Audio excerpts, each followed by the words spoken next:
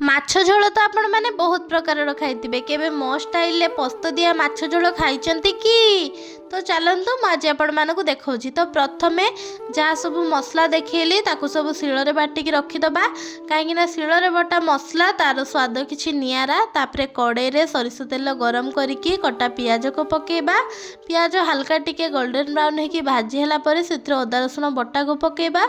ଅଦା ରସୁଣ ବଟା ପକାଇ ସାରିକି ତାକୁ ଆଉ ଟିକେ ଭାଜିବା, ଯେମିତି ଅଦା ରସୁଣ ବଟାର କଞ୍ଚା ସ୍ମେଲ୍ ଯିବ। ତାପରେ ଅଦା ରସୁଣ ବଟାର କଞ୍ଚା ସ୍ମେଲ୍ ଯିବା ପରେ ଏଠି ଗୋଟେ ବଡ଼ ଟମାଟୋକୁ କାଟିକି ରଖିଥିଲି, କାହିଁକିନା ମାଛ ଝୋଳଟା ଟିକେ ଖଟା ଖଟା ହେଲେ ଖାଇବା ପାଇଁ ଭଲ ଲାଗେ। ତାପରେ ଟମାଟୋ ପକାଇ ସାରିକି ତାକୁ ଆଉ ଟିକେ ଭଲ ଭାବରେ ଭାଜିଦେବା। ମସଲା ଏଠି ହାଲକା ଟିକେ କଷି ହେଲା ପରେ ତାପରେ ଏଠି ଆମର ଯାହା ସବୁ ଗୁଣ୍ଡ ମସଲା ଦରକାର ଥିଲା, ଯେମିତିକି ହଳଦୀ ଗୁଣ୍ଡ ପକାଇ ସାରିକି ତାକୁ ଆଉ ଟିକେ ଭାଜିବା।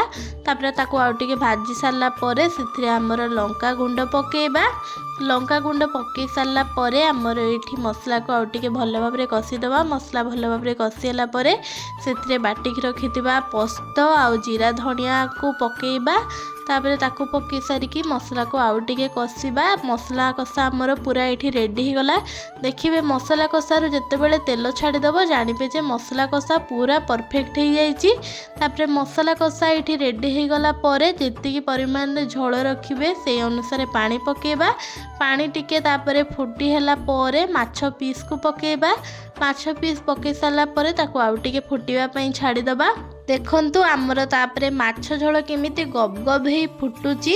ମାଛ ଝୋଳ ପୁରା ଗବ ଗବ ହେଇ ଫୁଟିଲେ ତାର ଟେଷ୍ଟ ପୁରା ବଢ଼ିଆ ଲାଗେ।